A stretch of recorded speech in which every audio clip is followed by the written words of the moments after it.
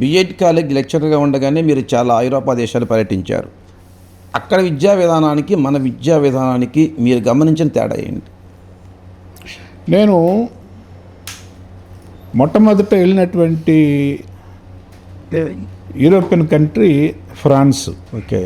France మొత్తం 3 సార్లు వెళ్ళా, మన ఏప్రిల్తో కలుపుకొని.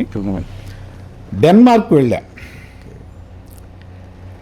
డెన్మార్కు చాలా చిన్న దేశం. మొన్న ఫిన్లాండ్ కూడా వెళ్ళా. నేను ఇక్కడ పాఠాలు చెప్పేటప్పుడు డెన్మార్క్లో ఒక స్కూల్ వ్యవస్థ గురించి నేను చెప్పేవాడిని. అదేంటంటే ఫోక్ స్కూల్ అని చెప్పాను, ఒక స్కూల్ వ్యవస్థ. 1994లో అనుకుంటా నేను డెన్మార్క్ వెళ్ళింది. అప్పుడు మమ్మల్ని ఫోక్ స్కూల్స్కి విజిట్కి తీసుకెళ్ళారు. నాకు చాలా ఆశ్చర్యం వేసింది. అక్కడ ఫోక్ స్కూల్లో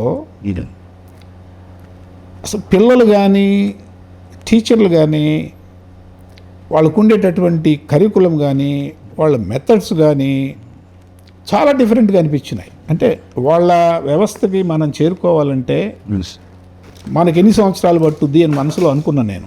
ఓకే. అసలు మనం వెళ్ళగలమా అంటే పిల్లలు మాకు ఆ రోజు వాళ్ళే స్వయంగా కేకులు వాళ్ళే తయారు చేసి మాకు పెట్టారు. ఓకే. ఫుట్బాల్ ఆడుకునేవాడు ఫుట్బాల్ ఆడుకుంటున్నాడు, షటిల్ ఆడుకునేవాడు షటిల్ ఆడుకుంటున్నాడు.